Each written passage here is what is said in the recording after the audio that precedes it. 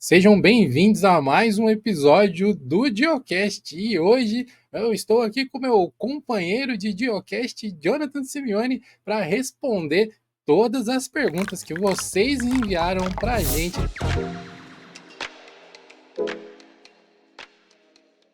Valeu, Ed. Valeu. Muitas perguntas realmente aqui. Foram tantas que a gente provavelmente não vai conseguir responder todas que enviaram, mas agradeço a todo mundo que demonstrou interesse em participar. A gente sim vai responder muitas. É um episódio totalmente focado nisso. A gente pegou perguntas especialmente lá do Instagram do Diolinux. Se você ainda não segue, @Diolinux lá no Insta. Abrimos uma caixinha lá onde vocês mandaram perguntas. E pegamos algumas também da aba da comunidade do canal Diolinux, não aqui do Labs, mas do canal Diolinux. Então, se você não é inscrito lá, por um acaso, dá uma conferida, já se inscreve também. Mas por onde você quer começar, Ed? Qual a primeira pergunta? Eu tenho uma pergunta aqui que eu coloquei ela como uma das prioritárias para a gente responder. Na verdade, ele é um problema recorrente para muitas pessoas que estão migrando do Windows para o Linux e querem rodar os seus aplicativos de Windows no Linux. O Wine, apesar de fazer magias, ele também tem umas pegadinhas aí que acaba pegando pessoas como o nosso amigo aqui, Clark 1104, que enviou a seguinte pergunta: por que o Wine sempre corrompe o sistema? Eu não acho que o Wine sempre corrompe o sistema. Tipo, sempre é uma generalização muito absoluta, sabe? É, mas eu acredito sim que em alguns casos ele possa dar algum tipo de problema e tal. Porque o Wine, apesar de por si só ser a camada de compatibilidade para rodar os apps, muitas vezes ele tem algumas dependências, bibliotecas, e ele fala com outras partes do sistema operacional justamente para criar essa comunicação que os softwares precisam para rodar, né? Basicamente é isso. E como ele pode depender de muitas partes diferentes, se uma dessas partes deixar de funcionar, às vezes nem é o Wine o problema, mudou o driver de vídeo, sei lá, pode ser que ele quebre, daí dê a impressão de que foi culpa do Wine. É por esse motivo que softwares que ah, conseguiram maior eficiência, vamos dizer assim, utilizando ele como tecnologia, utilizam o que se chama de prefixo ou de garrafa, né, ou alguma coisa assim, a garrafa de vinho, né, por isso que se chama de garrafa. Bottles. O Boros é um exemplo disso, né? O software Boros nesse caso, mas o próprio Play on Linux tinha os prefixos, as garrafas também que eles chamavam antigamente, o Lutris tem isso, o próprio Proton, de certa forma, é isso, né? Você separa os prefixos Sim. e deixa a configuração setada pronta. Se você está tendo problemas com o Wine, é porque você não está usando ele desse jeito, muito provavelmente. Mas aí fica a questão. Você, pessoa que está querendo mexer no Wine do seu sistema, você realmente precisa da última versão do Wine? Olha, provavelmente não. Provavelmente, se você utilizar um software de container que vai fazer toda uma interface entre você e o Wine, você vai ter acesso a uma versão do Wine suficiente para rodar a maior parte dos programas. Eu recomendo fortemente o Bottles, que é uma interface gráfica muito simples de usar. Se você Gosto. quiser rodar jogos, por exemplo, nós temos o Lutris, mas eu recomendo atualmente o Heroic Games Launcher como uma das melhores soluções para você rodar jogos de maneira muito simples. O Heroic está sendo assim sinistro nas soluções que eles estão fazendo. O Wine meio que quebra o seu sistema, geralmente porque você tenta misturar coisas que são incompatíveis. Você vai pegar, por exemplo, a sua distro LTS, lá, o Ubuntu, que tem pacotes um pouco mais antigos, vai tentar instalar o Wine seguindo o script do Wine ADQ, né, que é o site principal do Wine, que vai ser a versão Bleeding Edge, que vai pedir um monte de dependências que não existem no seu Ubuntu É. LTS, Vai, no seu vai Linux pedir para Mint LTS. você mexer no repositório do sistema também. Se você não tem experiência, é receita para furada, realmente. Mas Exato. eu acho que a melhor dica é essa que você deu. Usa um software como o Boros, por exemplo, e seja feliz. Porque um Boros ou o Heroic ou alguma coisa assim, caso precise de uma versão mais nova do Wine, eles conseguem baixar ela e fazer com que funcione no seu sistema. Então você não vai precisar se preocupar com isso. Dá para fazer gestão de versões diferentes.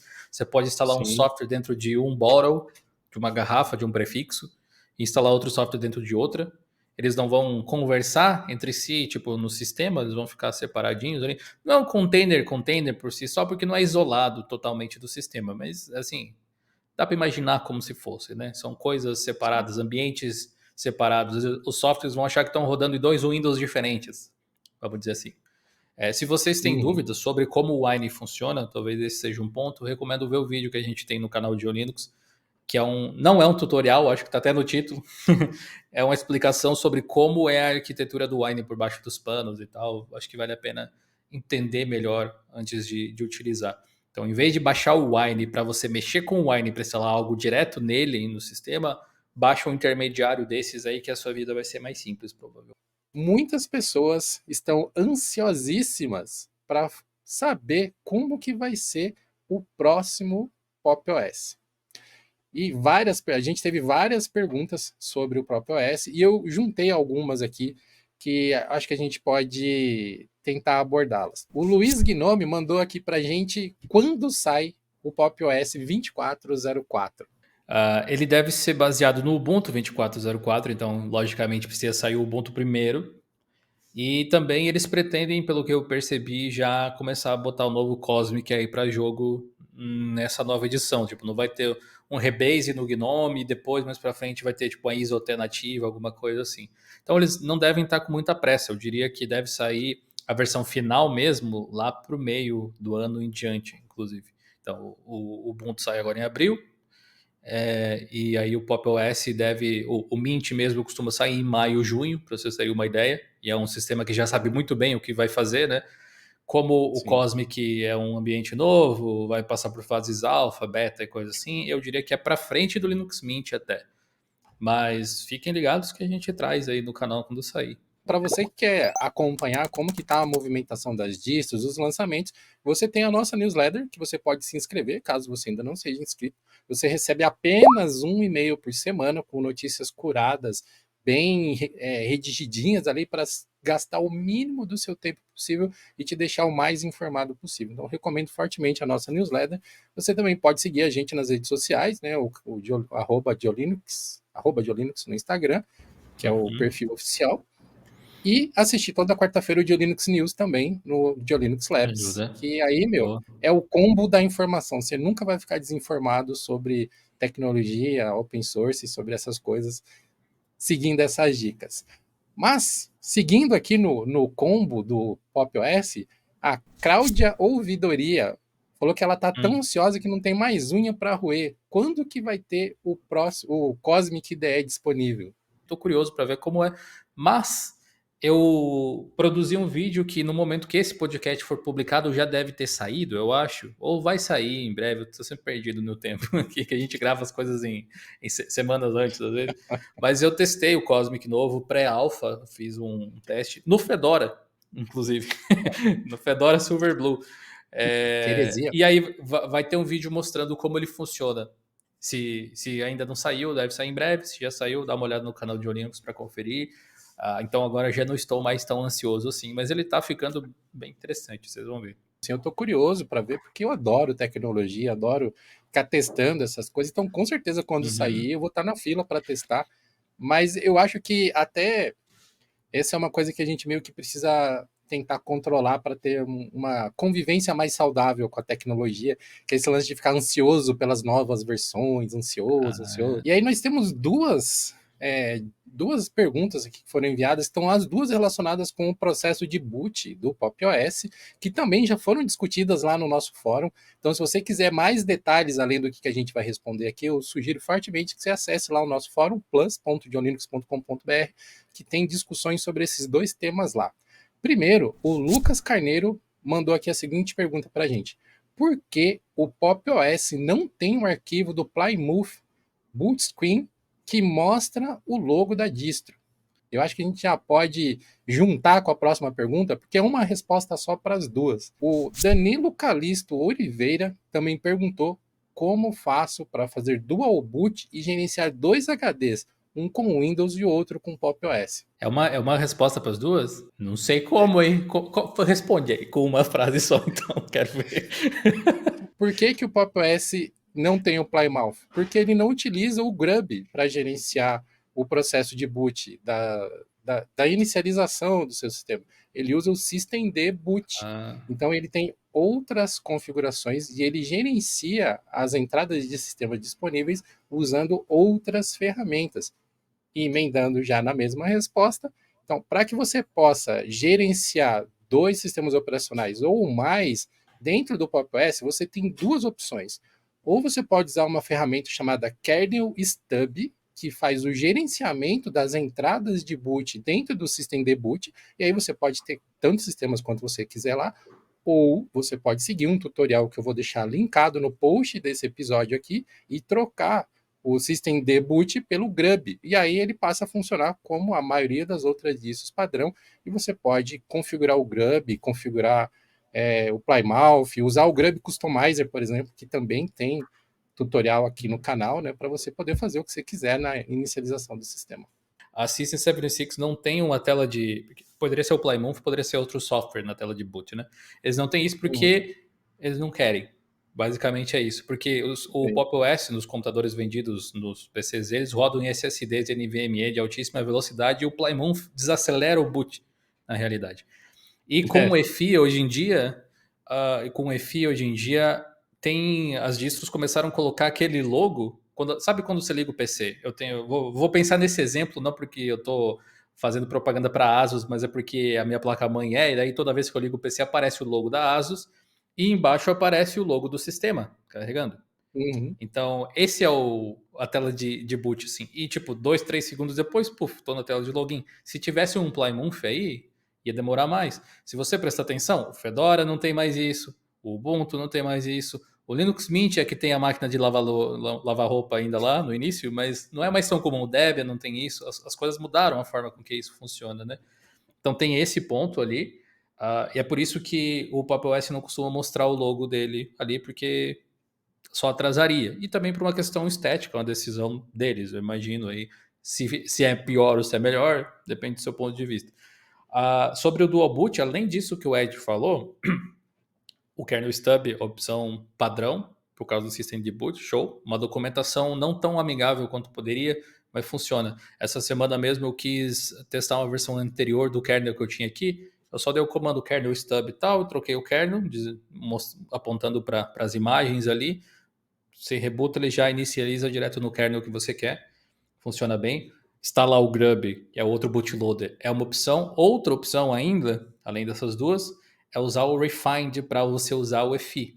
E para Dual Boot, Sim. ainda tem uma outra opção. Em vez de usar um bootloader assim, se você tem dois HDs, foi o caso do Danilo, né? Ele disse ali que como faz para fazer Dual Boot e gerenciar com dois HDs.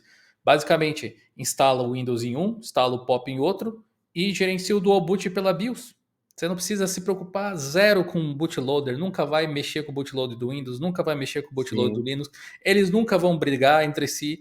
A melhor coisa que você pode fazer é isso aí, que é o que eu faço aqui justamente, é o que acontece. Se eu quero dar boot no sistema, quando o PC liga, eu aperto F8, seleciono o sistema que eu quero e dou Enter.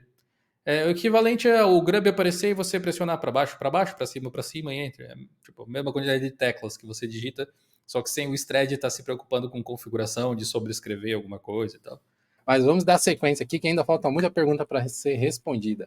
O Pode. Daniel Lúcio mandou a seguinte pergunta aqui para gente. Conheci as distros Linux no fim dos anos 90. Passei por quase todas as mais importantes, incluindo as nacionais. Sinto que aquela agitação do mundo Linux para desktop, onde a gente via até andando pelas ruas, em livrarias, bancas, supermercados, na seção de informática, meio que acabou já há pelo menos uns 8 anos ou mais. Coincidência ou não, junto com o fim das revistas impressas vendidas em banquinhas. Será impressão minha? Obrigado pelo canal e por manter o meu entusiasmo no assunto até hoje. Assim, eu diria que sim, é impressão sua, em parte. Sabe? Eu acho que a sua impressão é devido a um acontecimento, mas o que mudou, eu acredito, é a forma, o veículo que as pessoas estão utilizando para se comunicar a respeito disso. Porque se você parar para pensar, a agitação em torno de Linux no desktop acabou junto com a agitação em torno do desktop em geral, não só no Linux. Não é uma coisa que se fala mais da mesma forma que se falava depois que os smartphones se tornaram uma coisa. Então, não é só no Linux que isso aconteceu. A gente é que se importa muito com desktop Windows, desktop Mac, Chrome OS, obviamente as distros Linux, mas o mundo não muito, sabe?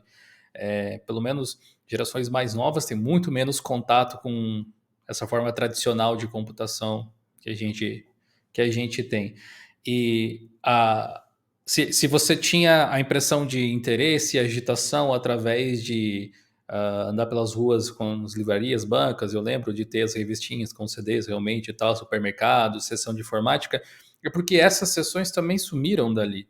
Né? Não existe mais publicação impressa praticamente desses assuntos.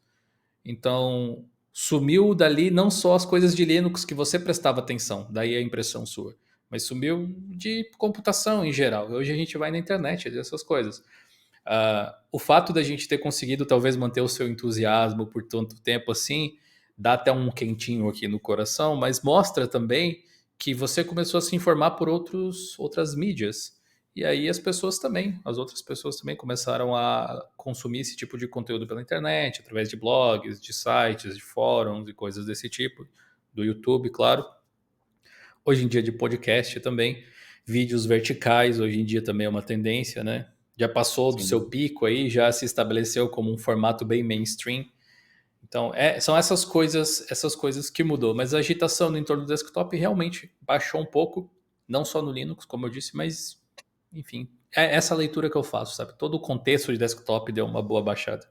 Esse meio, bancas de jornal e livrarias também caíram tanto em desuso quanto a preocupação com o desktop, por assim dizer, né? Hoje, a maioria das bancas de jornal viraram lojas de conveniência.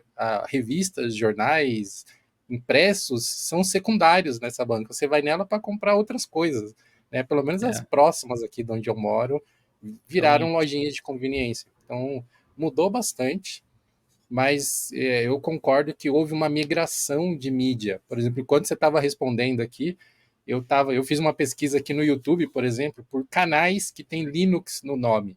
Eu parei de contar quando chegou em 120.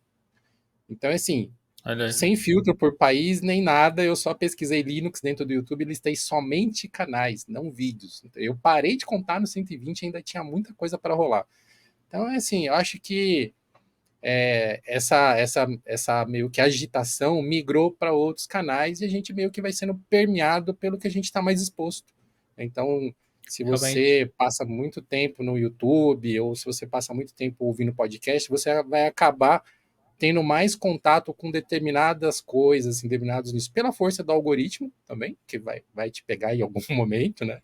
E até Influencia pela também. convivência, pela troca de informação com outras pessoas. Uma ótima reflexão, porque também tem uma outra coisa que pode acontecer aí, digamos assim, vamos supor, eu era como é que é o nome do nosso amigo aqui? Como o Daniel, que se engajava muito com esse tipo de mídia, e não tanto assim com o YouTube. Talvez ele assista, mas não tão assiduamente, assim. É uma coisa que vê de vez em quando. Nem todo mundo vê, talvez, o YouTube com a mesma intensidade com que eu vejo, sei lá, né? Eu basicamente Hum. assisto algumas horas, acho, todo dia de algum dos meus canais favoritos. Mas se justamente as pessoas não têm essa interação com tecnologia assim para consumir esse tipo de conteúdo online e as revistas deixaram de fornecer isso, talvez realmente cause essa sensação de que o interesse, o assunto caiu. Mas, até por números, se a gente for ver, acho que nunca Linux esteve, inclusive no desktop, esteve tão em alta quanto hoje em dia. Né? O interesse das Sim. pessoas no assunto, a versatilidade de onde é usado, enfim. Então, por isso que eu disse que eu acho que é um pouco de impressão sua, mas não totalmente. Quero ver como é que pronuncia esse nick aqui, né? Abstractax. É Abstractaxis. Abstract Texas. É isso? Abstract Texas. O Trabalhando. Ebs mandou aqui para a gente a seguinte pergunta: distribuições estáveis, entre aspas, são potencialmente mais seguras do que o Bleeding Edge? Uhum. Considerando o episódio do backdoor do XeUtils, né, que está bombando aí até agora, vale a Aham. pena sermos mais cautelosos com atualizações que ainda não foram amplamente testadas? Isso é lógico, deixando de lado todos os benefícios que as atualizações trazem. Nem todo bug tem o mesmo tipo de prioridade. O pessoal fez um escândalo um pouco grande em cima do XE, meio desproporcional, na minha modesta opinião. A gente até publicou um outro bug ali que essa semana, como é que era o nome dele? Wallscape, se eu não me engano, no site do Escape. Linux, que também apresentava algumas ameaças, assim, mas eu até tentei explicar para algumas pessoas, depois desisti, porque era muita gente repetindo a mesma coisa. Então eu expliquei para algumas e pensei, de repente alguém lê ali, que assim, só esse ano, pelo levantamento que eu fiz, foram mais de 180 CVEs no Linux. CVEs são essas Common Vulnerabilities, aí, essas falhas. Essas duas aí foram muito comentadas, mas poderiam ter sido qualquer outras das 180. Elas têm níveis Sim. de gravidade diferente, de fato. O que chamou atenção para mim no XZ foi a forma com que o backdoor foi introduzido, mais do que o que ele faz. Mas voltando ao assunto do bleeding edge, estável e tal, ser um problema, eu acho que nesse contexto ali se provou o formato de suporte de longo prazo, de ser mais modesto no que você coloca para dentro, se mostrou mais eficiente mais uma vez. Que é uma coisa que as pessoas já sabiam. Acho que é um tanto quanto óbvio que se você não teve muito tempo para testar o software, aumentam as chances de ter algum problema que você não conseguiu detectar, sabe? Sim. É meio que uma conclusão muito plausível, mas pode acontecer de repente ter um exploit que afeta uma versão antiga de qualquer coisa, do Apache, sei lá, por exemplo, que numa distribuição Bleeding Edge o bug já foi corrigido. Geralmente, quando esse tipo de coisa acontece, existem patches que são feitos para as versões de longo suporte. Se for um bug importante, porque, como eu disse, nem todo bug é importante. Às vezes tem alguma coisa que permite escalar privilégios de root, mas você precisa estar sentado na frente do PC para conseguir exploitar ele. Isso não vai afetar nenhum servidor, basicamente, né? Então ele pode ser corrigido depois, não tem o mesmo nível de prioridade, não vai dedicar um time para resolver esse problema imediatamente. Alguns outros não, como foi o caso desse XZ, por exemplo. Mas eu acho que a maior lição que eu tiro de todo esse imbróglio em torno do XZ é que demonstrou de novo um fato que a gente tinha abordado nesse episódio de segurança, se não me engano, que o fato de ser software livre não é uma bala de prata. Não quer dizer que o fato de ser software livre per se vai fazer com que todo o sistema seja absolutamente seguro. Não existem problemas, existirão tantos por erro humano quanto por questões de agentes maliciosos, como o que tu indica foi o problema do XEUTILS. Isso pode estar acontecendo em outras comunidades, porque a gente sabe que falta mão de obra, né? Faltam pessoas colaborando com as comunidades e muitas vezes os próprios desenvolvedores, mantenedores dos pacotes, eles estão tão sobrecarregados que não dá para ficar fazendo checagem de antecedentes em todo mundo que se dispõe a ajudar. Às vezes a pessoa tem que tocar O o cara vai trabalho dela. agradecer que tem alguém para ajudar, né? A gente sabe, a gente observa na comunidade como que muitas vezes nós, usuários de software livre, nós, usuários de programas de código aberto, como que a gente muitas vezes meio que falta com o bom senso na hora de abordar os mantenedores de programas, cobrando coisas, cobrando agilidade, cobrando recursos. E, gente, são seres humanos dos outros lados. Chega uma hora que as cobranças começam a pesar e abre porta para essas coisas, para pessoas maliciosas querendo tirar proveito, ou para o mantenedor simplesmente não aguentar mais e desistir do projeto ou fazer coisas piores, como a gente já tem um monte de relatos aí também. Então, além da brecha de segurança, tem muitas outras lições que a gente tem que aprender com esse caso do XZ. Teve gente que perguntou no canal, mas você não vai fazer um vídeo sobre isso, no Linux, alguma coisa assim? Vocês não vão falar sobre isso? Tá querendo esconder que o Linux tem problema? Aquela coisa do tipo, né? Mas, além do episódio de segurança que a gente publicou no site, a gente publicou no fórum, foi para newsletter, foi para o GeoLinux News.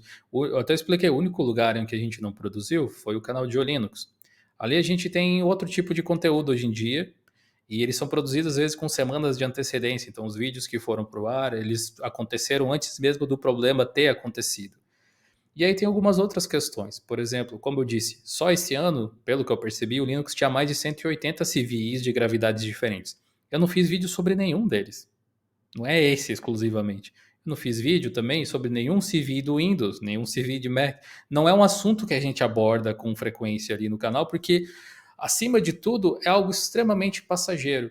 Se eu fosse fazer um vídeo a respeito disso, muito provavelmente eu ia explicar coisas que outros criadores já explicaram. É basicamente caçar cliques baseado num assunto que estava em alta, só por estar em alta. Eu preferi fazer um outro conteúdo ali para o Diolinux, a gente já tinha coberto esse assunto diversas vezes. Então achei que não seria. Assim, a palavra é relevante. Eu achei que eu não ia ter nada mais para acrescentar. E eu acho que o que a gente falou aqui também não acrescenta nada de realmente novo. A gente está lendo constatações do que aconteceram. A gente acabou falando de um monte de coisa, mas inicialmente a gente estava falando sobre Rolling Release e LTS, né? E o Rogério WZ mandou uma pergunta aqui sobre esse assunto. Ele falou assim: eu uso o Pop! OS e penso em mudar para o OpenSUSE Tumbleweed por ser rolling release. É uma boa? Se o que você quer é um sistema que seja rolling release, é uma boa, assim como o Arch, assim como o Debian Seed, talvez. Talvez o Debian Seed requer um pouco mais de experiência, que ele é um pouco mais brincalhão. Mas qualquer sistema que seja rolling release, se é o que você quer, vai ser uma alternativa melhor que o Pop! OS, que não é rolling release. Apesar de que o Pop! OS é bem bleeding edge em algumas coisas, tipo o kernel é rolling Sim. release, drivers são rolling release. Agora com o Cosmic diferente, o Cosmic vai ser rolling release, é uma distro bem esquisita. A base é LTS ainda nesse sentido. Então é Por aquele enquanto. equilíbrio, né? Aquela coisa É. assim. Mas se você pensa em mudar para o OpenSUSE porque você quer rolling release, então é uma boa opção. Não sei o que eu posso dizer mais que isso. Eu acho que é aquele tipo de dúvida que as pessoas têm com base no medo de estar perdendo alguma coisa. E aí a pergunta É, que eu faço para você, Rogério, para você analisar é: você acha que você está perdendo alguma coisa? Você analisa para que você usa a sua máquina, as ferramentas que você precisa e pensa, assim, friamente mesmo, de maneira objetiva, faz uma listinha, escreve no papel, faz um TXT aí. Você está perdendo alguma coisa por não usar o Pop! OS? Se a resposta for sim e valeu o esforço para você trocar de distribuição, configurar tudo de novo, considerando que o OpenSUSE Tumbleweed tem uma série de particularidades com o YAST, com o gerenciador são de pacotes sistemas que é bem diferentes diferente e nesse tal, caso mesmo. você vai ter uma curvinha de aprendizado. Se valer a pena, se pagar, troca. Pois é. Então, assim, testa numa VM, testa numa máquina secundária que não for tão importante para você, veja se você se adapta, veja se vale a pena. Em termos de tecnologia, é difícil, comparando especificamente o Pop! OS e o Tumbleweed. O Pop! OS tem muitas particularidades. Se fosse um Debian, tipo o que eu uso aqui, é outro esquema, é outra análise. Mas o Pop! OS ele é híbrido. Então, pensa se você precisa ou não. Não sei. Assim, usando a minha bola de cristal aqui, as vozes da minha cabeça, eu diria não. Ah, não, eu como usuário do Pop! OS também não trocaria nem a pau. Eu acho que o Tumbleweed ia complicar a minha vida, mas se você quer algo rolling release, essa é uma condição que você busca. E assim, lembrando que nem toda rolling release é necessariamente bleeding edge. O Deepin, por exemplo, é rolling release, mas não é bleeding edge, De fato. né, teoricamente. Rolling release só quer dizer que os lançamentos são contínuos, né? O Arch Linux é rolling release e bleeding edge. Você pode ser as duas coisas ou só uma delas, né? Tem uma pergunta aqui que foi bem curiosa. Eu deixei ela aqui para a gente ter uma conversa mais filosófica sobre isso, que essa pergunta foi enviada pelo Hélio Webmaster. Quando nós vamos nos juntar para contribuir com o desenvolvimento de algum projeto open source? Desculpa, o canal poderia fazer a curadoria e divulgação de um projeto assim. Quando nós quem, no caso?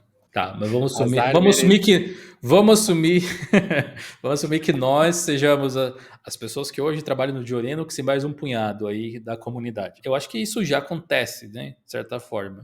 Ali contribuir com o desenvolvimento de um projeto tem muitas formas diferentes de você contribuir. A gente já contribuiu com código, a gente já contribuiu com tradução, a gente já criou nossos próprios projetos, tipo desde coisas simples, como scripts de pós-instalação, até uma coisa um pouco mais complexa, tipo o PhotoGimp, por exemplo. Enfim, Sim. eu não acho que a gente deveria ter esse papel de gatekeeper para tentar dizer o que vale a pena ou não ajudar. Eu acho que esse é muito pretensioso, você achar que você é o, sabe, você é o detentor da verdade para distinguir joio do trigo aqui, dizer, olha, esse projeto é digno, esse aqui é indigno. É, Acho que é que nem quero me colocar nessa posição. sim, não, só ficando claro aqui, Hélio, quando ele fala você, é nós, tá? Nós, o de Linux, tá bom? É, Não é você e você. isso. E divulgação de projetos legais que são open source a gente faz constantemente, sabe? Tem um, eu não vou dar spoiler totalmente, porque eu não quero estragar também. Esse é um projeto mais para frente aí que eu estou escrevendo ainda. Mas é um projeto muito legal para acessibilidade de conhecimento offline. Eu pretendo trazer ali. Esse tipo de divulgação, ou as distros que a gente traz, são divulgações de projetos que de alguma forma captaram o meu interesse. Eu não tenho nenhuma intenção de divulgar um projeto mais do que outro. Eu só falo sobre assuntos que me interessam. Assim como você só assiste, lê conteúdos que te interessam, é a mesma coisa. A diferença é que eu crio esse conteúdo. Então, às vezes parece que tem algum tipo de tendência, mas tirando a tendência involuntária de falar sobre as coisas que eu acho legal, mas não tem muito mais do que isso, sabe? E aí, se você achar legal também as coisas que eu mostrei, você pode ir lá, dar uma olhada e ver como você pode se envolver com o projeto. Alguns precisam só de doação. Aí, questão de doar dinheiro. Às vezes é uma pessoa só, não é um projeto tão complexo assim. Ela aceita contribuições de código também, mas doação vai fazer muito mais diferença do que, às vezes, o código em si. Tem esses casos. Enfim, acho que Sim. é mais ou menos isso. Hélio, talvez você não tenha se dado conta, mas a gente já está juntos, ajudando e contribuindo a desenvolver um monte de coisa legal.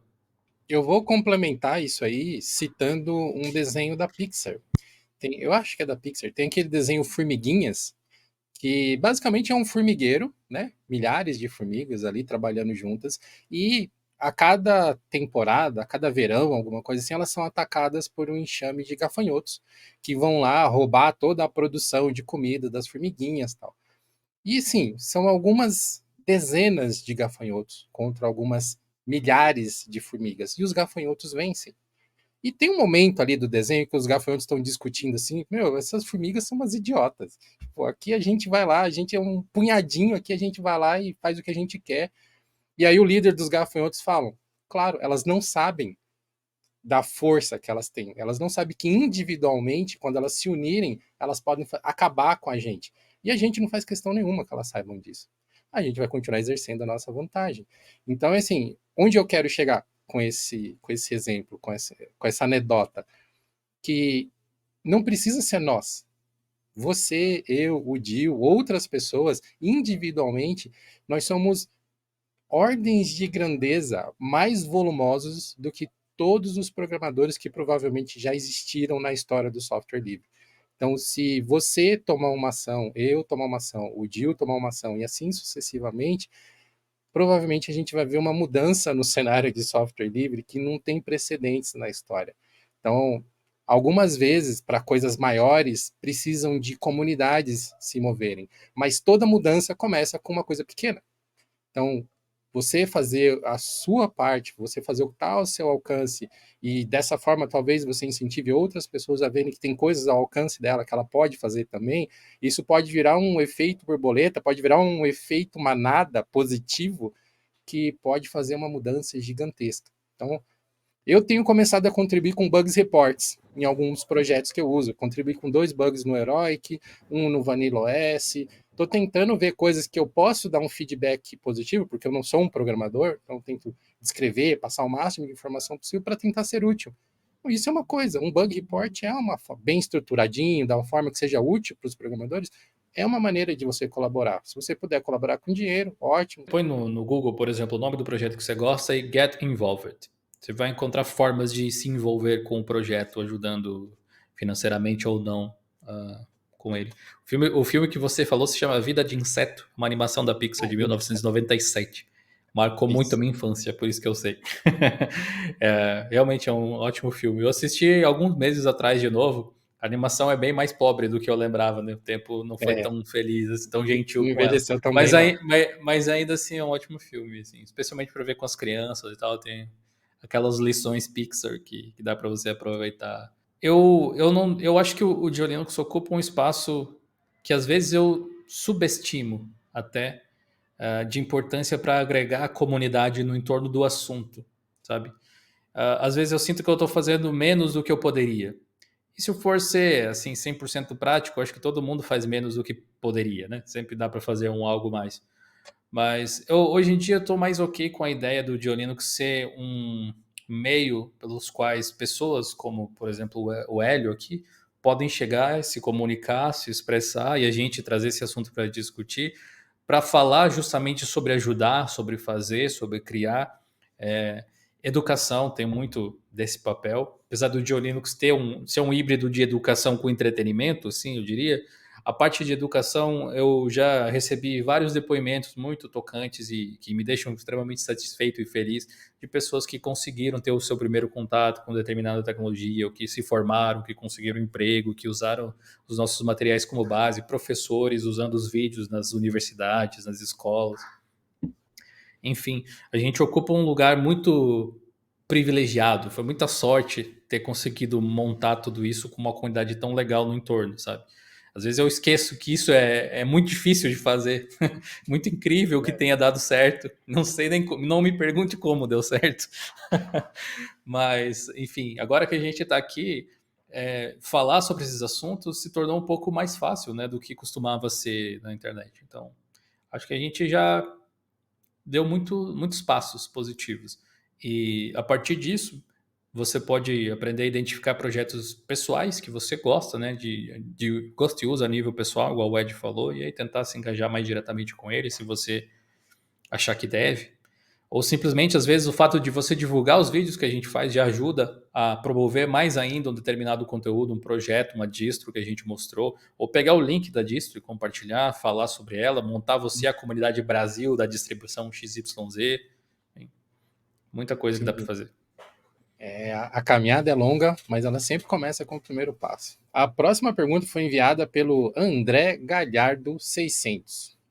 Diante da revolução da IA que estamos vivendo, vejo que são raras as distribuições que realmente incorporam a IA diretamente para o usuário utilizar. Sei que o mercado de devs para IA é escasso e eu mesmo luto para entrar nele, mas percebo que comunidades como o Hugging Face têm muito a agregar e que ficamos muito focados na manutenção e desenvolvimento dos sistemas e esquecemos da criação de inovações em IA. O que você acha disso? Acho que é verdade, mas eu não sei se é uma perda tão grande quanto parece. Sabe? Eu realmente acho que poderia ter mais integração com IA para algumas coisas. Por exemplo, sistemas de som com IA para reduzir ruídos, acho que seria útil. Tratamento de imagem, visualizadores de imagem ou editores, alguma coisa assim no GIMP, sei lá, por exemplo, ter IA seria legal. Sim, Mas assim, tem muito hype realmente no entorno de IA que para mim não é justificado. Eu tô ainda pretendo fazer um vídeo sobre isso, acho que eu mencionei no outro episódio. Aí, o estudo é longo, é denso. Quando você acha que aprendeu alguma coisa, tem mais 10 camadas da mesma coisa. IA é um campo fascinante e enorme. Acho muito legal, inclusive, você está tentando entrar ali no mercado para trabalhar com ele, assim. Mas quanto mais eu aprendo sobre IA, menos impressionante as coisas parecem. Antes o chat GPT parecia super incrível. Nossa, uma coisa meio mágica até, né? Como que... Aí você vai estudar os transformers e entender como que os cálculos são feitos e tal. Aí você vê assim, ok, é fantástico, mas é menos mágico do que parecia, assim. Tem uma certa limitação bem clara. Então, eu diria que os desenvolvedores, muitas vezes de sistemas ali, eles devem ter um mínimo de noção a respeito do funcionamento de IA por baixo dos panos, e justamente por não se empolgarem tanto assim, é que eles não focam nisso. E softwares open source, muitas vezes, não são vendidos com o sistema. Tipo, estar com IA integrada não é aquele tipo de coisa que vai vender mais distro, porque elas nunca são vendidas. Então, não existe uma demanda do mercado para incorporar isso necessariamente, porque se incorporar vai trazer mais usuários e o objetivo é trazer mais usuários. Grande parte das distribuições gostaria de ter mais usuários, mas não faz um esforço mercadológico para tal. É diferente da Microsoft, que é dona da OpenAI, basicamente, de metade lá, pelo menos, e tem o Copilot, e tem o GitHub Copilot, e tem Copilot para tudo que é lado no Office hoje em dia, assim. E aí, sim. isso dá certo, faz com que os projetos e os softwares, eles tenham mais valor, sabe? A própria NVIDIA, né? Tipo, eles dependem do hype continuar, das pessoas continuarem interessadas em desenvolver e criar coisas com IA para continuarem vendendo placas, para continuar vendendo serviços e tal, que é esperado. Mas acho que, tirando a Nvidia que está vendendo placa aí, tem muito pouca empresa realmente ganhando dinheiro fazendo os modelos e tudo mais. A própria OpenAI, acho que trabalha em cash flow negativo aí, por causa da Microsoft ter uma baita de uma escora, Sim. mas é isso, né? Cada pesquisazinha, cada textinho que você gera, cada vez que você pergunta assim, você acha que a IA vai dominar o mundo no chat GPT? Você gasta muita energia e processamento para fazer isso. Em distros e ambientes locais, muito provavelmente teria o conceito de você não querer enviar dados para fora do PC. É bem incomum essa realidade. É tipo o Photoshop, quando você usa lá o Firefly, ele faz uma comunicação com o servidor da Adobe, ele não processa tudo localmente. Apesar de que eu acho que parte sim, né? No GIMP, não ia rolar, porque o GIMP não tem infra. Então você ia ter que rodar os models e todo o processamento de forma local. E fazendo experimentos recentes, usando tipo o Olama, por exemplo, ou alguma coisa assim, é pesado para um cacete, sabe? É muito Sim. pesado, é muito consome muito para fazer pouco, sabe? Para escrever algumas palavrinhas ali, às vezes, se você rodar em CPU, isso aí, ó, Sim. dependendo do que for. Então, eu acho que é por isso que não existe tanta integração. É uma tecnologia cara, robusta, pesada, incrível, mas tem esses contras assim que rodar offline é um pouco difícil ainda para parte da população, especialmente para quem não tem máquinas parrudas.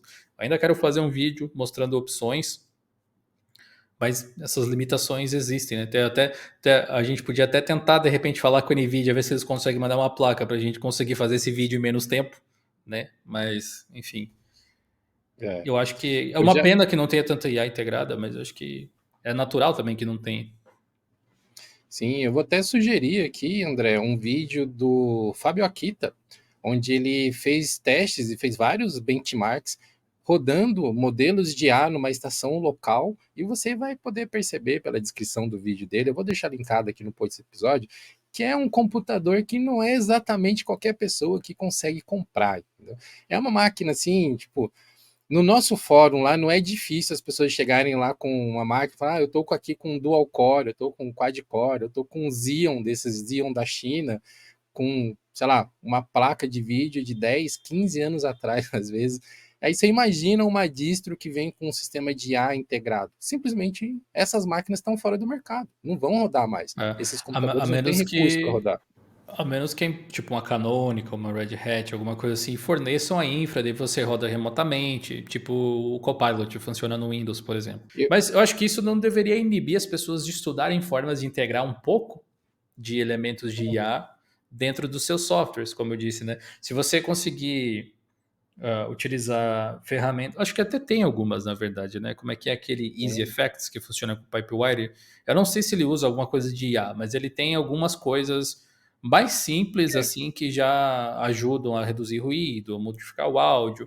Acho que pequenas coisas assim serem integradas, acho que poderia ser válido. por exemplo, o Audacity, ele tem IA, ele adicionou recursos de IA para tratamento de áudio, de ruídos na sua última versão, que foi lançada algumas semanas atrás, mas é aprendizado de máquina. Então são modelos prontos, ele não precisa fazer comunicação com nenhum servidor, roda Exato. localmente, mas é um outro tipo de processamento baseado. Assim, acho que eu não posso ter uma visão completa do cenário de IA.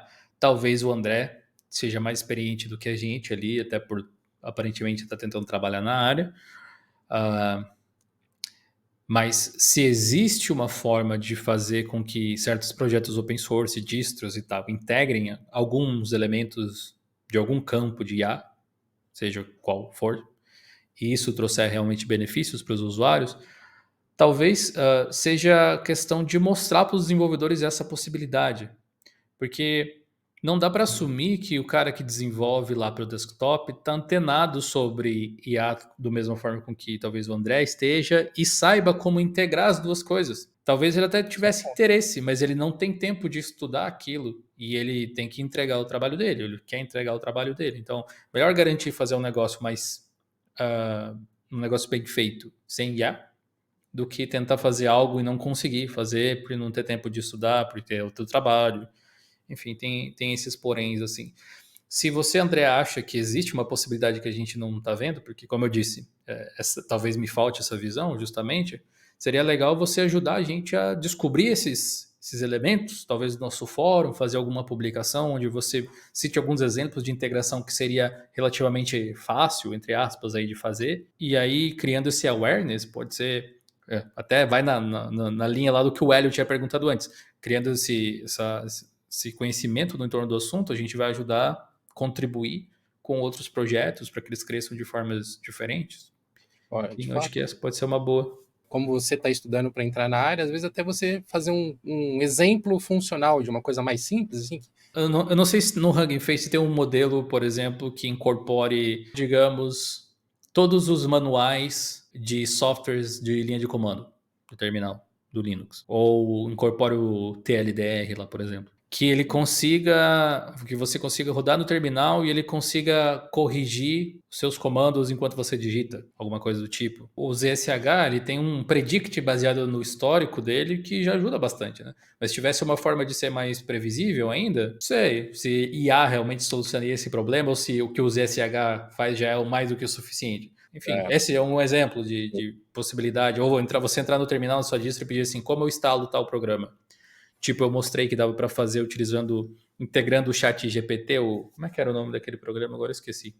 O nome do projeto aqui é Shell Genie. Integra o chat GPT com ele, mas você precisa da API do chat GPT, então ele faz consultas ao chat GPT. Mas se pudesse rodar de uma forma local, isso, sem pesar muito, não sei se seria possível, né? Mas isso aí. Espero que tenhamos te ajudado, André. Obrigado pela pergunta. A próxima pergunta foi enviada por um usuário chamado Maculan. Ele mandou uma bem aberta, que eu acho até que a gente já comentou sobre isso em outro vídeo aqui, em outro videocast até. Qual o projeto ou expectativa mais aquece os corações de vocês da equipe do Diolinux para 2024? não tô esperando Foi isso que você absolutamente disse. nada. Tem o Cosmic ali um pouquinho, talvez agora, porque está próximo do lançamento, que eu estou com curiosidade para ver. Mas não vou dizer que isso aquece meu coração, porque se ele for ótimo, eu vou continuar fazendo o meu trabalho exatamente como eu estou fazendo no pop atual. Se ele for horrível, eu vou mudar de distro e continuar fazendo o meu trabalho exatamente como eu estou fazendo no meu desktop atual. Então, nada. Você tem alguma coisa que você está na expectativa ou tal? Alguma coisa assim? Eu tô um pouco animado, assim, um pouco de expectativa para ver o que vai ser o GIMP 3, mas Hum. tirando isso, assim, pelo menos de imediato, não vem mais nada na minha cabeça, assim. Eu tô gostando muito de como o herói que tá evoluindo, tô gostando muito de como o Boros tá Olha, evoluindo. Vanilla o OS, GIMP para 3 é da mim, hora. perdeu totalmente o interesse. Eu perdi totalmente o interesse no Vanilla OS com as coisas que eles estão fazendo agora, então, sim, eu acho que só o GIMP mesmo, que eu Eu ainda tenho instalei o alguma Vanilla esperança. OS no meu PC aqui, físico, né? Porque ele não se dá bem com VM. Bugou no PC físico também. E aí, um sistema que não deveria quebrar tão fácil, supostamente, né?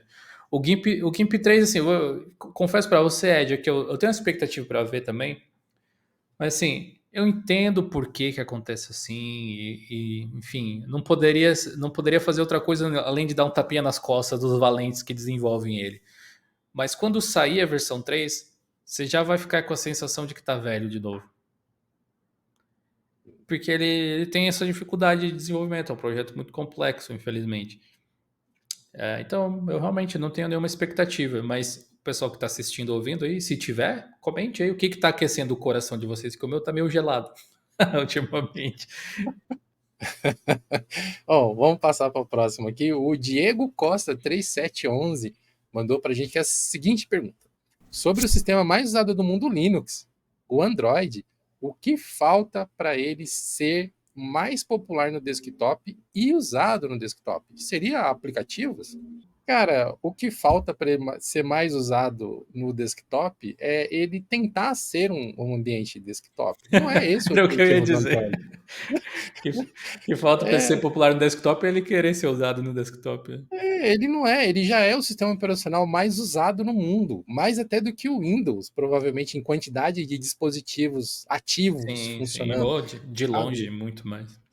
Então, assim, não é o market share que ele está que ele tá mirando, não é o público que está. Eles já houveram várias experiências para levar Android para o desktop e tanto se provou que não é uma boa solução que surgiu o Chrome OS, por exemplo. O Google achou mais interessante fazer o Chrome OS, fazer o Fuchsia, que um dia talvez, né, saia Eu acho dos que porões do Google. eles cancelaram, acho, o Fuchsia. Cancelaram o Fuchsia? Então, eu nem sabia que eles cancelaram o Fuchsia.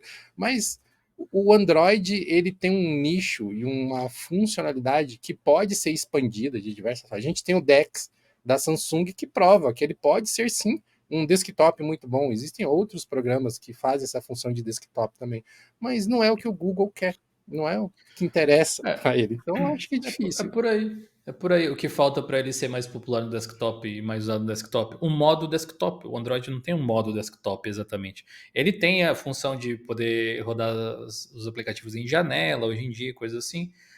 Ele pergunta se seriam aplicativos, né? O Diego disse aqui.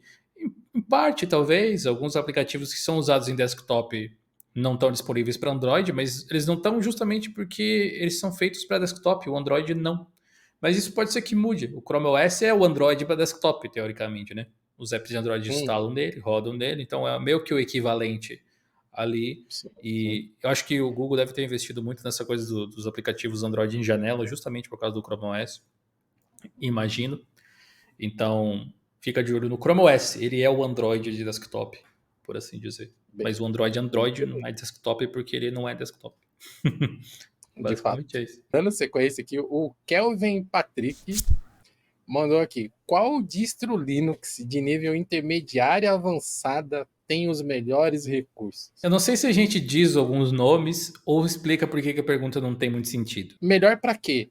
Exatamente. Eu acho que essa é a primeira pergunta para que a gente possa tentar te ajudar de alguma forma. Melhor para edição de música, melhor para edição de Que vídeo, recursos, melhor né? para programação. É, exatamente melhor no que sentido? Não existe algo melhor, qualquer âmbito e aspecto e dimensão que você olhe. Tal distribuição Linux não existe. Aliás, tal software não existe. Ele sempre terá alguma falha. Mas, se a gente fechar um escopo dela um pouquinho, qual é melhor, sei lá, para um usuário que está vindo do Windows? Existem algumas opções. Qual é melhor para um usuário avançado que gosta de ter 100% de controle sobre a sua distribuição? Existem algumas respostas para essa pergunta. Qual é a mais otimizada para edição de áudio, multicanais, em tempo real, não sei o que? Existe uma resposta para essa pergunta.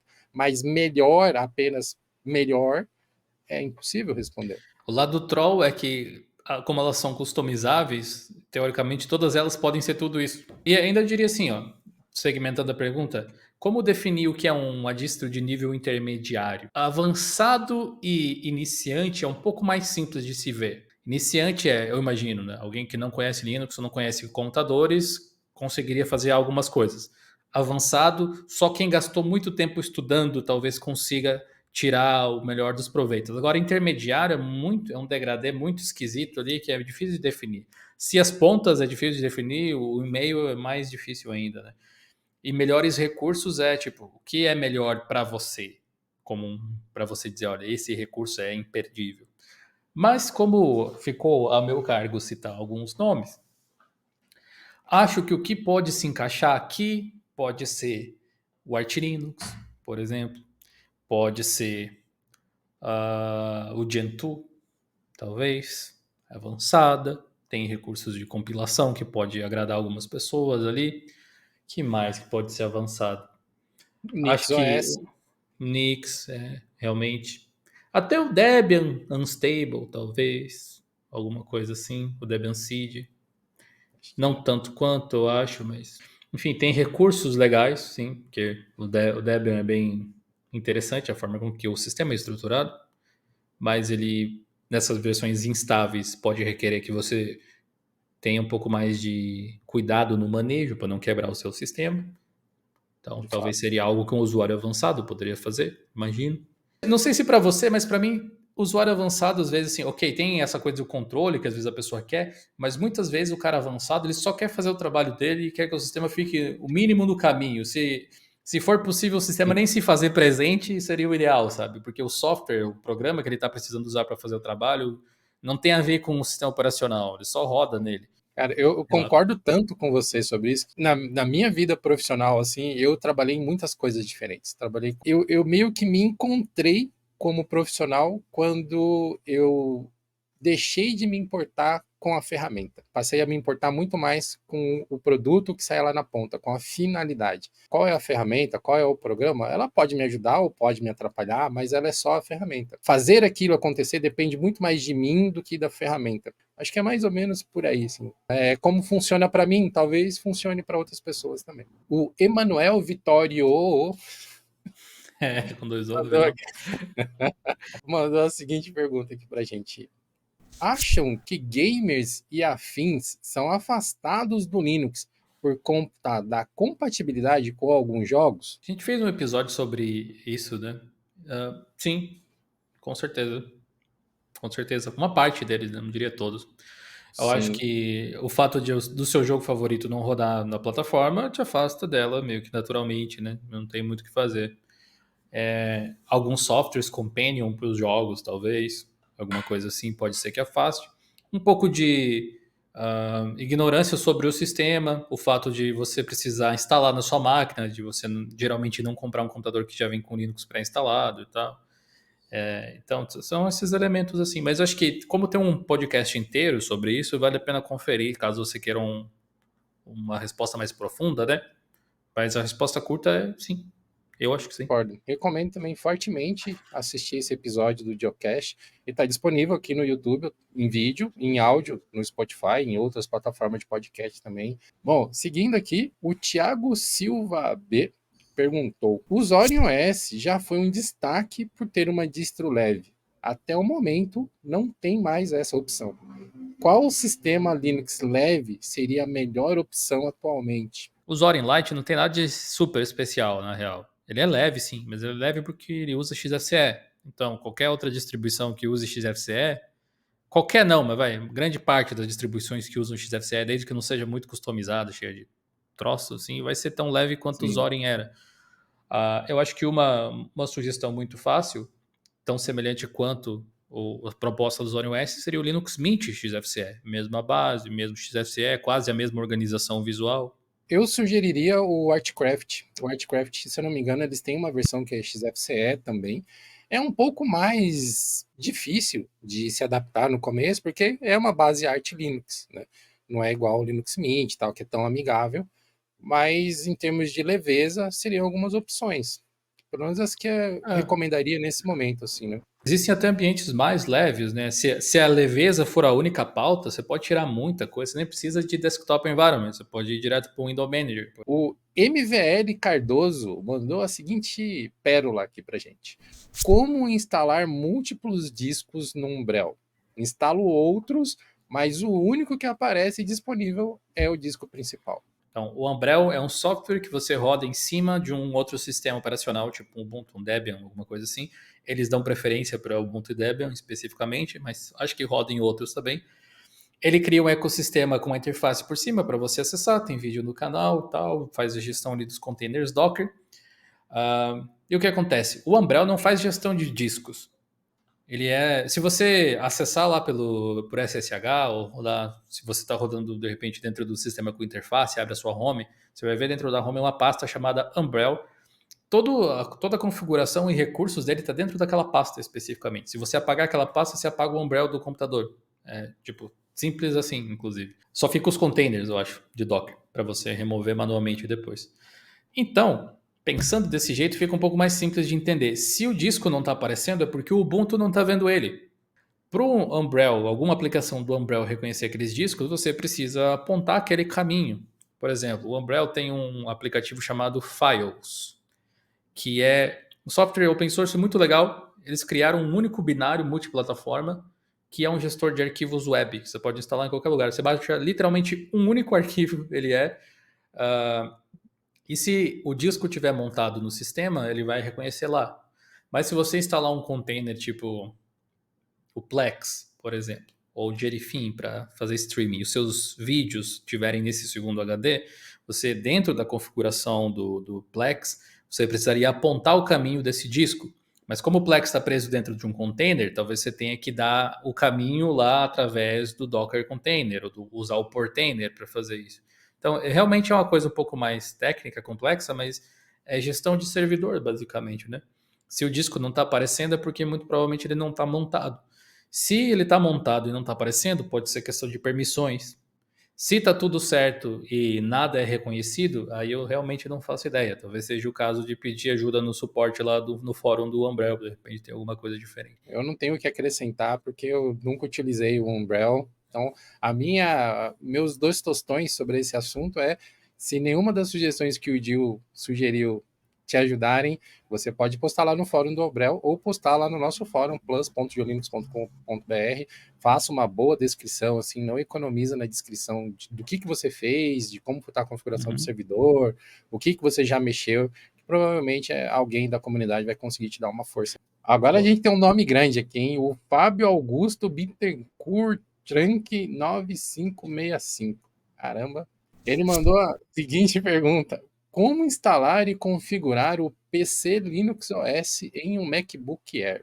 Nossa, essa distro ainda tá aí, né? Faz muito tempo que eu não ouvi falar dela. Você pode baixar a ISO, gravar no pendrive como Ventoy e instalar. Principalmente se for um MacBook Air que usa processadores Intel. Se for um MacBook Air com processador Intel, é um PC como qualquer outro, um notebook como qualquer outro. Se for um MacBook de gerações diferentes que usa ARM, aí não é possível. Hoje, até onde eu vi lá no site do PC Linux OS, ele ainda não oferece suporte à arquitetura ARM. Não só isso, mas não bastaria ter suporte à ARM, precisaria ter suporte ao MacBook, né? Porque não é só o processador que importa. Inclusive, eu estava olhando aqui a página que você colocou de requisitos e tal, né?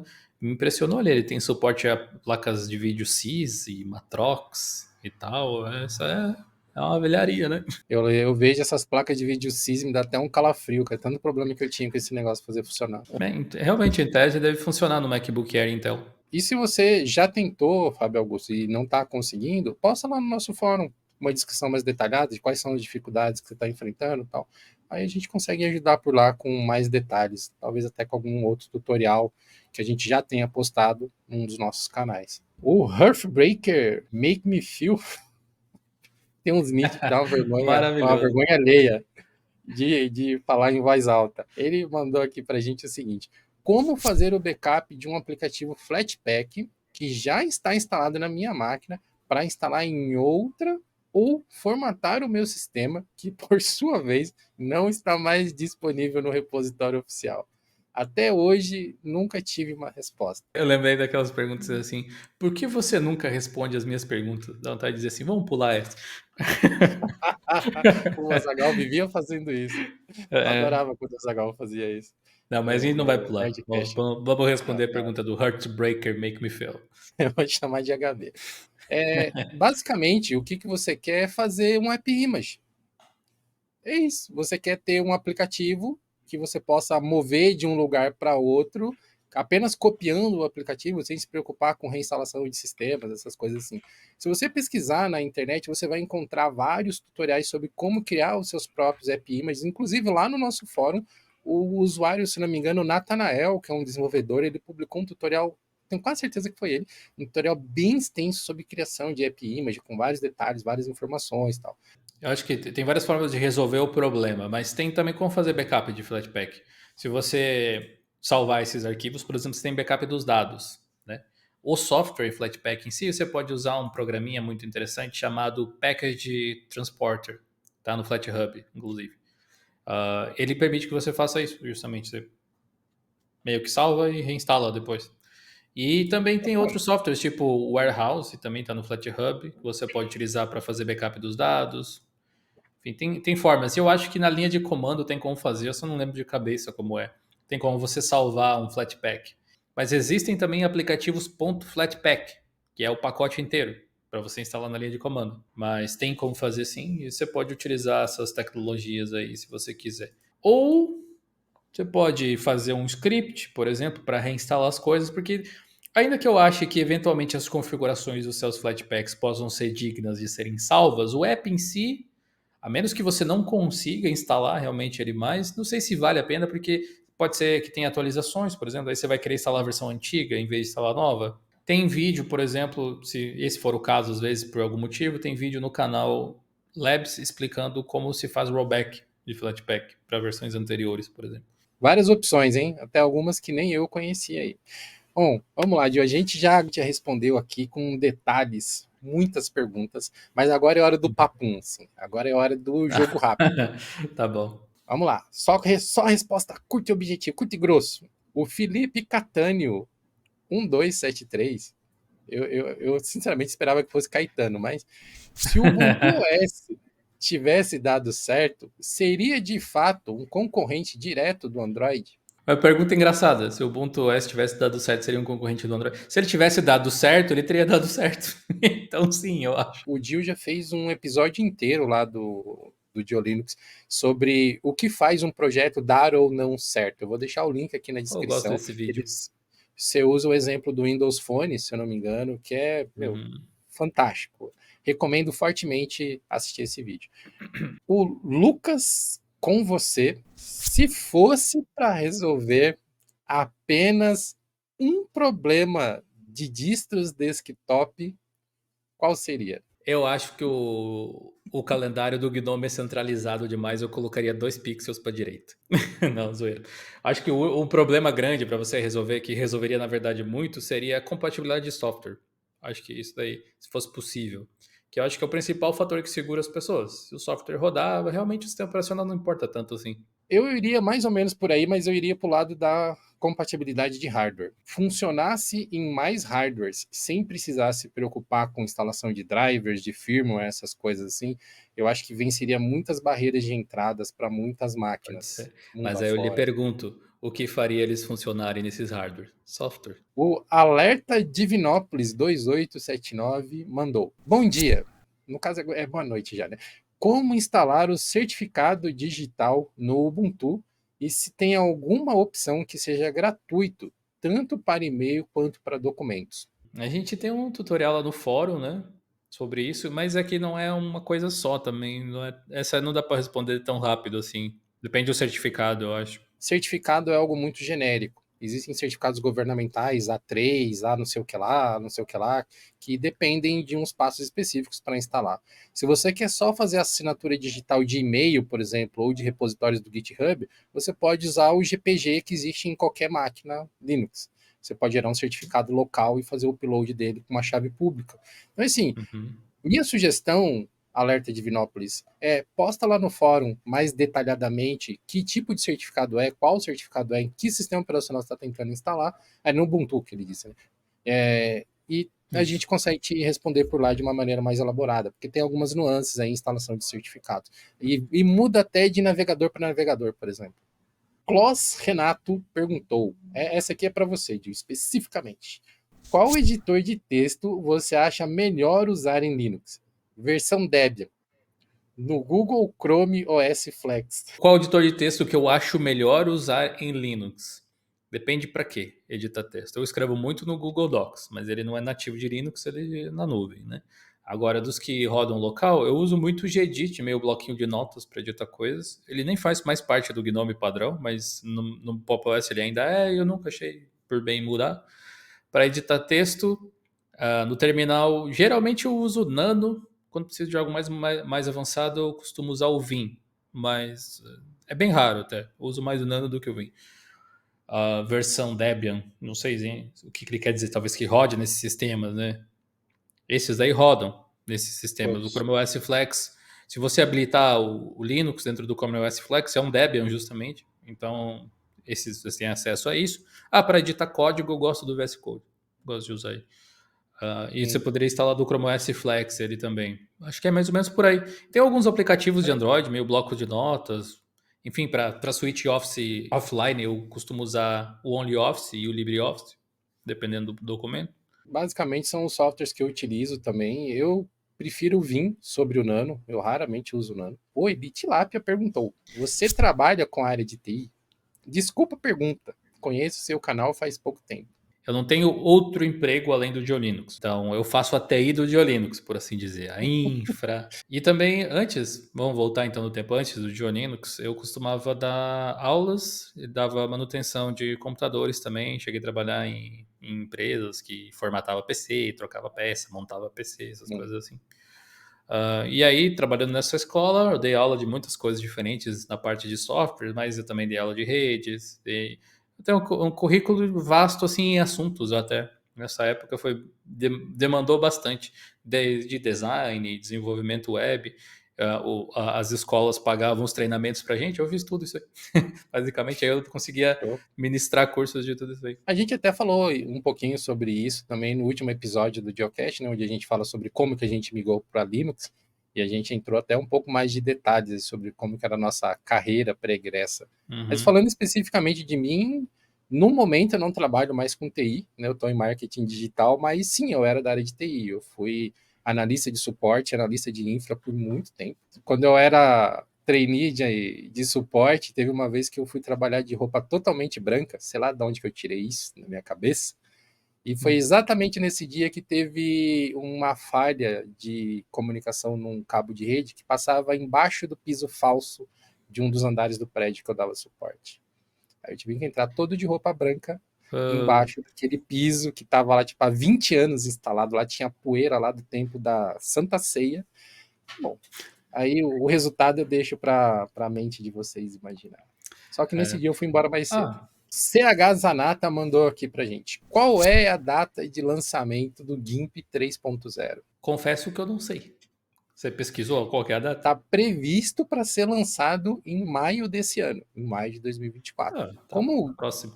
tá perto, tá perto. Como o GIMP é um projeto que é mantido por poucas pessoas, pode ser que ocorra alguns atrasos e tal. Recentemente, o perfil oficial do GIMP no Mastodon e no X publicou que eles lançaram a última versão de teste antes do lançamento da versão 3.0.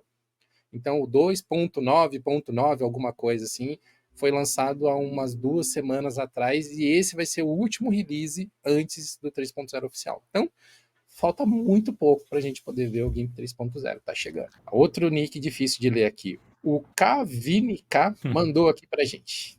Testei um Linux emulado no Termux via Protdistro. Já ouviu falar sobre? Utilizei um Arch Linux com XFCE. Já ouvi falar, mas acho que eu nunca usei. O Termux, sim, já tem alguns, mais de um vídeo, acho até no canal sobre algum projeto que usa Sim, ele. sim. Aquele servidor com o smartphone que a gente fez usava ele. O Prot distro, Prut distro, sei lá como é que fala, exato. Prut distro. Ele é um software que permite a instalação de sistemas via chroot também no Android. E é isso que eu sei sobre ele. É isso que eu ouvi falar. A pergunta era se eu já tinha ouvido falar. Eu já ouvi falar sobre. Ele disse que usou um Arch com XSE, da hora. Acho que tem que usar alguma distro um pouco mais leve mesmo, um ambiente assim. Uhum. Foi uma boa opção. Ou às vezes até usar um sistema sem shell nenhum, né? Só na linha de comando. Sim. Desses projetos todos que ele citou aqui, eu só conhecia o Termux, né? Eu já vi alguns projetos com ele. Eu acho que num ambiente desse aqui, talvez algo sem ambiente gráfico ou um TWM, talvez fizesse mais sentido, até para poupar recursos da máquina. Lucas Ribeiro mandou uma pergunta aqui se a Deep Web surgiu da ARPANET. Os conceitos modernos de Dark Web, Deep Web e tal, eles são um pouco mais recentes do que isso. Eu acho que existe até uma divisão entre antes do Tor e depois do Tor. É do início dos anos 2000, se eu não me engano. Porém, a Deep Web, a Darknet ou alguma coisa assim, elas são basicamente a internet normal, só que não indexadas. Hoje em dia tem o conceito de você usar rede Onion, de servidores em layers. Talvez o conceito tenha evoluído, mas assim, de forma bem rasa, é a internet não indexada, não acessível de forma simplista. Você precisa saber onde você quer ir para conseguir acessar. E isso, a ARPANET é a origem da internet, né? No caso. Então, Sim, o conceito nasceu ali junto. Eu acho que elas meio que realmente estão ligadas de alguma forma. E é bem plausível supor a ARPANET, o início da internet era muito ligado aos militares e coisas desse tipo. É bem provável que existiam sites que só algumas pessoas poderiam acessar, alguns servidores ou alguma coisa, algum tipo de informação. Então, é bem plausível que a origem da Deep Web seja a origem da internet, mas a forma moderna com que a gente interage com ela talvez não seja. Talvez seja um pouco mais moderna também, né? eu queria também acrescentar o seguinte: desde que exista uma determinada tecnologia, vai ter um ser humano tentando usar essa tecnologia de um jeito que ela não foi prevista para ser utilizada. Então, se você voltar lá atrás, no começo dos anos 80, quando as conexões de escadas começaram a se popularizar, acesso à internet começou a se tornar uma coisa assim, mundo afora, já existiam as deep webs de servidores IRC, por exemplo.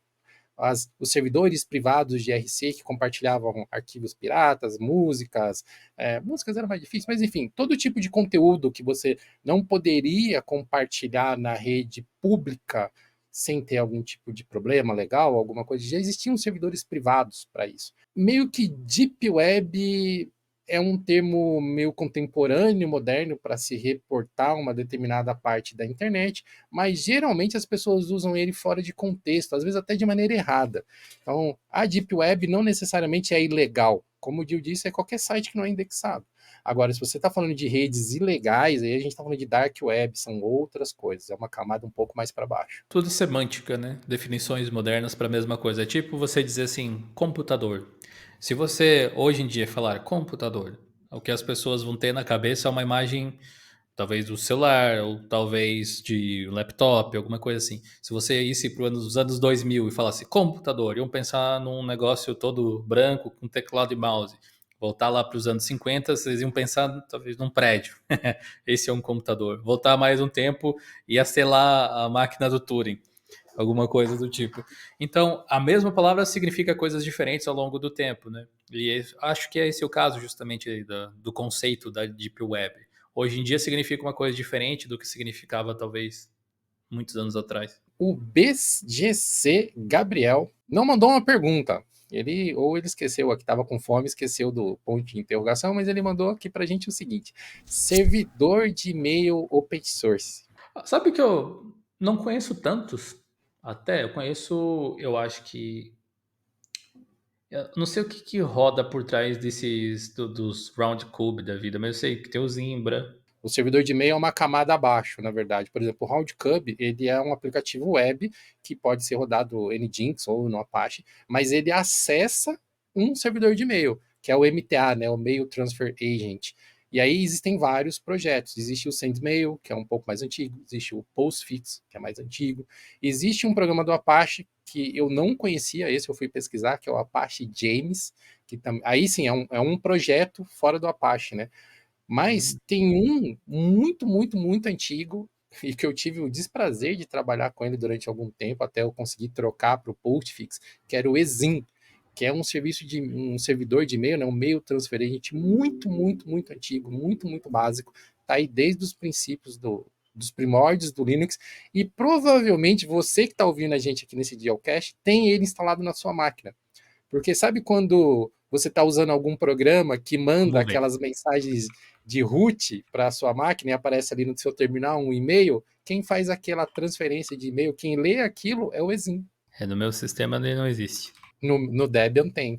Não Porque deve no ter. Debian, não É, sei se foi instalado com o sistema ou se algum outro pacote que eu instalei trouxe como dependência. é, Para comemorar que essa pergunta aqui do BGC Gabriel é a última, eu vou contar um caos aqui para vocês. Eu trabalhei numa empresa, foi uma das primeiras empresas que eu trabalhei com tecnologia, e eles usavam qual que era? SendMail como gerenciador de o MTA, né? Mail Transfer Agent. E tinha lá umas 300, 400 caixas de e-mail que essa empresa gerenciava.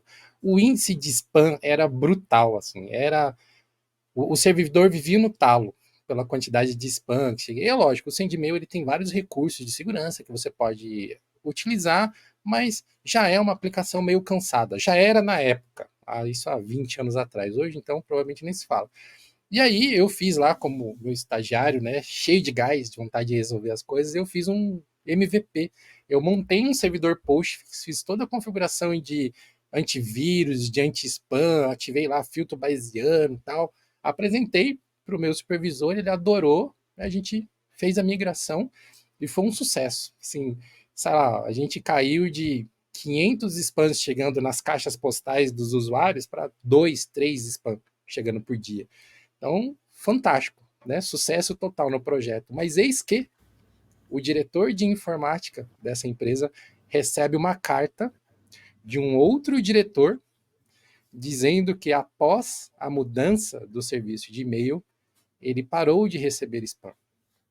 E nós estávamos cerceando o direito dele de receber spam com as políticas tirânicas de segurança que TI estava implantando.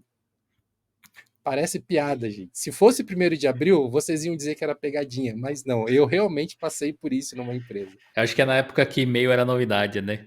Era uma coisa mais tipo, uau, o e-mail. Até porque hoje em dia eu acho que é um pouco mais complicado você fazer self-host do seu servidor de e-mail, né? Tem muitas mecânicas Não, não, não. não tecnicamente, mas de você fazer os e-mails chegarem com validade. Tipo, é mais fácil cair nos spams do Gmail. Como a gente manda newsletter para o pessoal, né? Que o pessoal pode se inscrever. A gente, ao longo do tempo, testou alguns mail senders diferentes. E também para o fórum. Quando eu tive que configurar o fórum, eu tive que usar um serviço também de mail sender, assim. Existia até na documentação do próprio Discord, se eu não me engano, algumas recomendações dizendo que não seria uma grande ideia você fazer um self-host, por exemplo, na sua casa, digamos assim, para você ter o Uhum, seu próprio servidor de e-mail. Tecnicamente dá para fazer. Eu acho que aquele Host lá, Why Host, aquele projeto, até tem um uhum. negócio de e-mail, mas eu não sei o quão bem funciona, porque eu sei que hoje em dia existem muitos certificados e políticas que grandes empresas costumam ter para já garantir que o e-mail caia na caixa de entrada. Sim, sim. Enfim. Mas uma vez você sabendo que vai receber a mensagem de alguém, de algum servidor, você pode. Caiu do spam, você pode, né, trazer de volta. A chave de um bom e-mail é um DNS bem configurado. Chaves de DKIM, certificados SSE, dessas coisas assim. E ter paciência, né? Porque existe um processo chamado esquentamento de IP para servidores de e-mail que normalmente as pessoas ignoram. E é isso que faz você cair ou não cair nos filtros de spam. Você não pode ter um servidor de e-mail que subiu hoje e do nada ele já está mandando 2 milhões de e-mails por dia. Entendeu? Você tem que ir crescendo gradativamente para ele meio que ganhar a confiança dos receptores de e-mail, do Gmail, do Outlook, e por aí vai. Isso Então é um evita processo. golpe, né? Spam, justamente, né? O pessoal De não vai fato. subir um servidor rapidinho ali e aí spamar uma lista inteira. Com isso, meu caro amigo Jonathan, nós chegamos ao final de todas as perguntas que foram enviadas aqui. Muito obrigado a todos vocês que acompanham o Geocast. Não se esqueçam de assinar o canal aqui e ativar o sininho para receber as notificações. Geocast a cada 15 dias, aí pingando aqui no YouTube. E lá no Spotify, não se esqueça de seguir a gente lá também. Dá uma força para a gente ganhar mais relevância lá no Spotify para ajudar a espalhar a palavra lá também. Então, muito obrigado a todos vocês e a gente se vê no próximo episódio do Geocast. Valeu, pessoal.